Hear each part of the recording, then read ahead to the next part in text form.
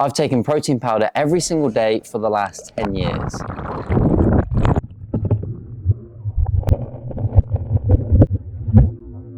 I remember in the beginning taking this, those around me thought I was on some sort of drug. And to be honest, I was really confused myself. I was really quite scared, and I was also a little bit excited because I'd never taken any sort of supplement before. So I sat down and I did a lot of research on this. I just had so many questions. Do I really need to take it? Would food be better than having the powder? How much is it actually going to help with my training? Will I suddenly get massive? Is it dangerous? Will I suffer hair loss, kidney damage, and those sorts of side effects? And how much should I take? When should I take it? And what type is best? And is more of the stuff always better? Now, initially, when I first started searching around, I came to the conclusion that the best stuff for me at the time that I could get hold of and that I had the cash for was On's 100% gold standard whey protein. And this is where it all began for me, the start of an addiction. Actually, taking the protein powder couldn't be simpler, could it? You just have to mix a scoop or the serving size of powder with the recommended amount of water or milk, drink it, and then just let the magic happen. Which further brought me to another question that you might have as well, is what's better to have it with? Is it milk or is it water? Now, initially I decided at the time, milk would be better for me because it's extra protein, extra calories, it tastes a whole lot better, and I was trying to gain muscle. That was my first initial goal when it came to taking the protein powder. What if you're not trying to gain muscle mass though, and you're trying to lose weight, or you're trying to lean up, or just have it support your training? Well, at times, that was me too. And in those periods, I would take the protein powder just with water, and I found it tasted pretty good anyway, and it was just saving me some calories. When it arrived, I then have the question of how much to take and when do I take it? I read so much stuff on this, and there's a lot of conflicting information. But the theory at the time was it was best to take one serving within an hour after your workout. I've since found that's mostly BS, but I definitely wanted to get the most out of my training and using the protein powder. So I thought the best thing to do was to follow the tub recommendations. So take one serving, which is one scoop, straight after my workouts. And I was fully thinking I was hitting the golden hour of protein uptake and gains, and just making the most of things doing it this way. I didn't stop here though. I also took it on rest days in the morning, thinking it was going to maximize recovery. And since you fast overnight, I thought taking it first thing would mean I would be soaking up the protein powder a bit like a sponge, and it would go straight into the muscles. And funny enough, there was a point where I was really trying to bulk up and I was struggling to gain weight. And I was waking up in the middle of the night to down a protein shake and then go back to sleep. I think I thought I was risking going catabolic, basically losing muscle mass in my sleep, because I was really struggling to gain that weight.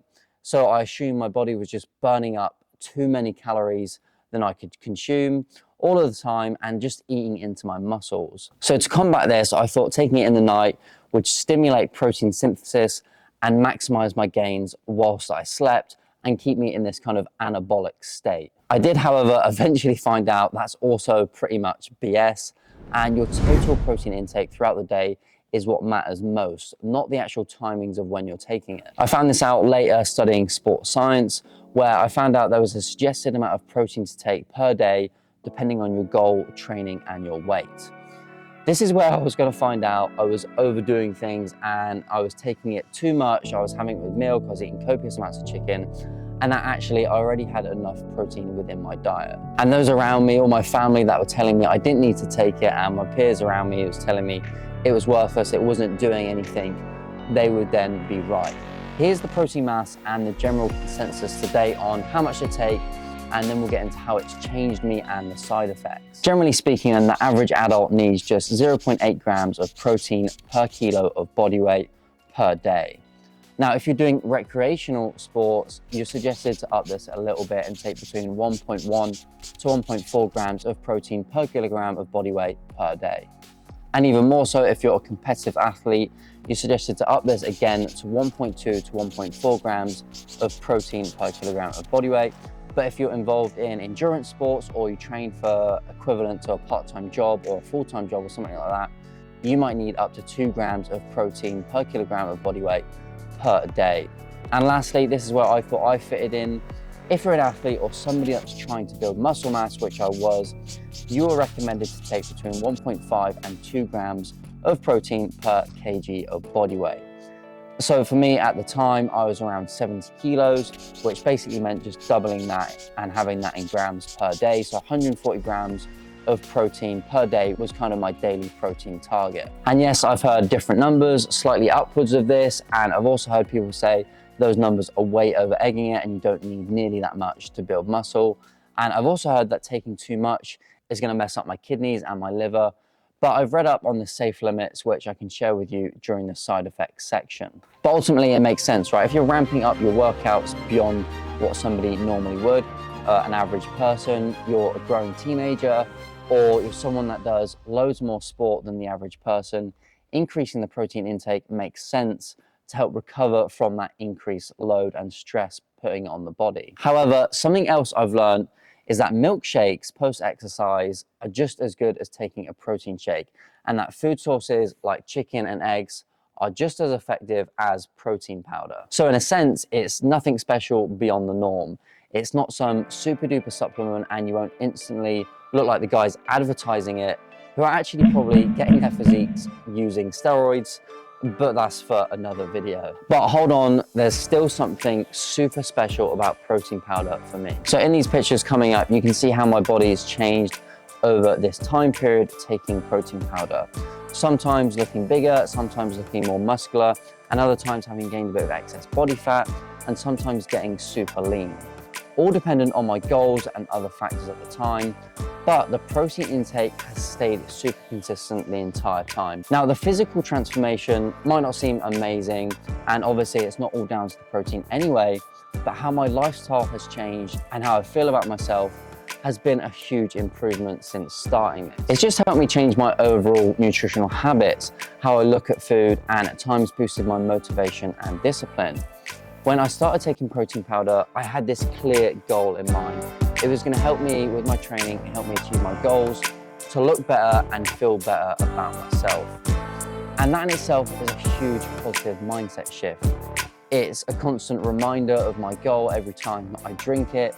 It's made me look at food and nutrition as more of a fuel source than anything else, which massively helps to avoid the trap of eating for pleasure, comfort eating, or just mindlessly eating. Everything's more aligned with my goals. Now, don't get me wrong, I still do a lot of those things from time to time, and I do enjoy food, and I think that's important, but the backbone of solid nutrition for me is that it's primarily a fuel source. Now, it might sound weird, but having the protein powder keeps that idea top of mind for me and kind of keeps me on track, so to speak. So generally, it's massively improves my eating habits to help me achieve my goals and stay in shape beyond it being just another source of protein. But you could argue I could have just added in some eggs in the morning or some chicken after my workout or each day, and I'd be getting the exact same thing. And I would say you're absolutely right, but those are much harder habits for me to commit to and add into my lifestyle. It just takes much more time, more money, and more effort to do all of those things. If you work out how much quicker it is to mix up a protein shake and how much cheaper it is, you then start to understand why it's been a sustainable habit for me that's really helped me over the last 10 years. So has there been any side effects? Well, I can definitely say I'm losing my hair, but it's in the exact same way my dad did.